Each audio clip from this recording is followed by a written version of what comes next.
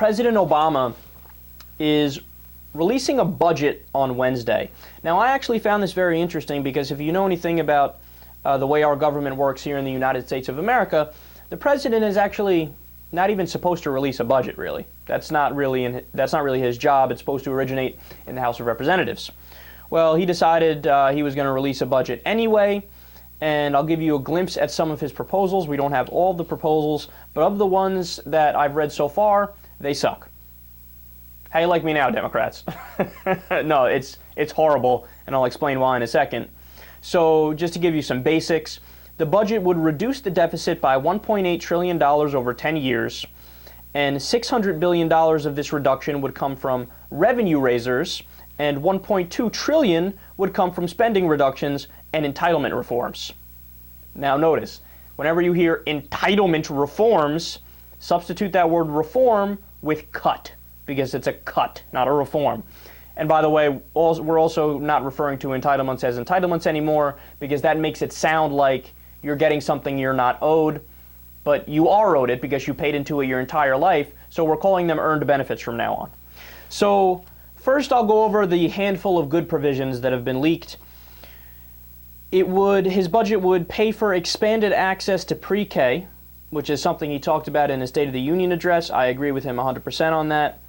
And the way that they would pay for the expansion is by increasing the tobacco tax. Now look, we can have a disagreement over whether or not that's the best way to go about doing it. You know, I really don't care if they go in that direction. It's not my favorite way to raise revenue for it, but whatever. That's neither here nor there. The overall provision I like. It also cuts farm subsidies. That's something I like also. That's an example of corporate welfare. Anytime we go to cut corporate welfare, you have my full support. And the budget also limits some special upper income investment accounts like certain forms of IRAs. It just drops the cap of what rich folks can put in there. So those are the handful of okay areas of the leaked provisions. Now we go to the bad, and there's much more of the bad. So first of all, the budget says let's start means testing Medicare.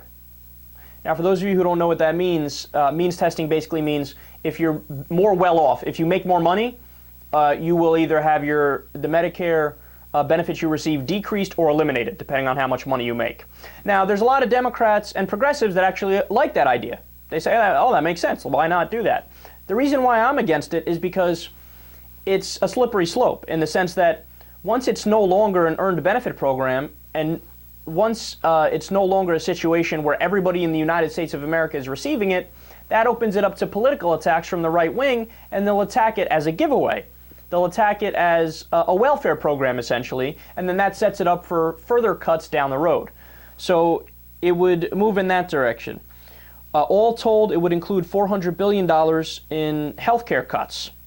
Stay classy, President Obama. I thought you were a progressive Democrat, but I guess not. It would cut $200 billion from other areas identified by the New York Times as federal employee retirement programs, because, you know, when it comes time to balance the budget, of course you do it on the backs of middle-class earners. Federal employee retirement programs, obviously they're too generous, right? The Postal Service would get cuts, and the unemployment compensation system would be completely changed, and there would be cuts over there. And also, there's another provision of the budget that basically stops people from collecting full disability benefits and unemployment benefits at the same time. So, you know, if you're somebody who got injured on the job and you're getting Social Security disability, you get a certain amount of money, and they say, well, you can't take that and unemployment at the same time. So in other words, people who are disabled would end up having a drop in the amount of money they earn, and henceforth a drop in their quality of life. Stay classy, Obama. Why not go after the disabled folks, right? And of course, the part that we all knew was coming, and makes me want to bang my head against a wall, he is proposing, now keep in mind, this is his first proposal. This is his first proposal. This isn't, oh, here, I'm staking my position here, the Republicans stake theirs there, now we meet in the middle. This is his first proposal. He said, let's do chain CPI for Social Security. Now, of course, chain CPI is where they underestimate your cost of living increases for Social Security, so it's a cut in benefits. What's wrong with you?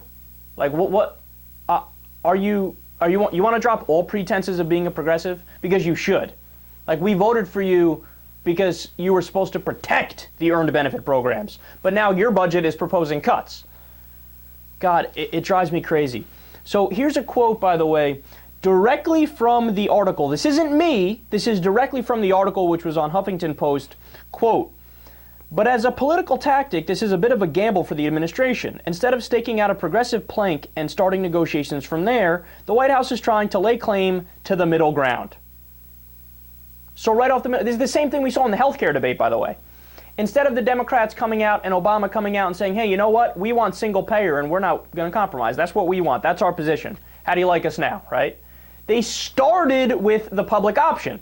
They said, okay, we'll do the public option. And then what ended up happening? Where they ended up meeting in the middle, what the compromise ended up being was a conservative idea. We ended up getting Obamacare, which is an individual mandate. If the Democrats had started with single payer, then the compromise would have ended up being the public option, which would have been better. But no, they give away the farm to begin with. That's what they do. They're Democrats, and that's what Obama always does. So now if you listen to the administration's argument, they would tell me, look, you're wrong on that, and hey, this is what we think. If we're reasonable from the beginning, then maybe the Republicans will be reasonable too. So did it work? Well, interesting. A quote from John Boehner earlier today at 11:34 a.m. He rejected Obama's offer out of hand, calling it unbalanced and suggesting that both sides simply passed the entitlement cuts that they now have both included in their respective budgets. Way to go, Obama. Way to go. See what happens when you lay down from the beginning? See what happens when you give them what they want from the beginning? They go, oh, great, let's go ahead and just forget even passing a budget. Let's just pass the entitlement cuts. Why not? God, man. Why do we even bother voting for Democrats if this is how they're going to act? The Republicans always stand by and are unapologetic and are unwilling to compromise. And the Democrats, whose base position, much, much smarter ideas, right? They have much better ideas for the country. They always start by just conceding. And then they concede more and more and more.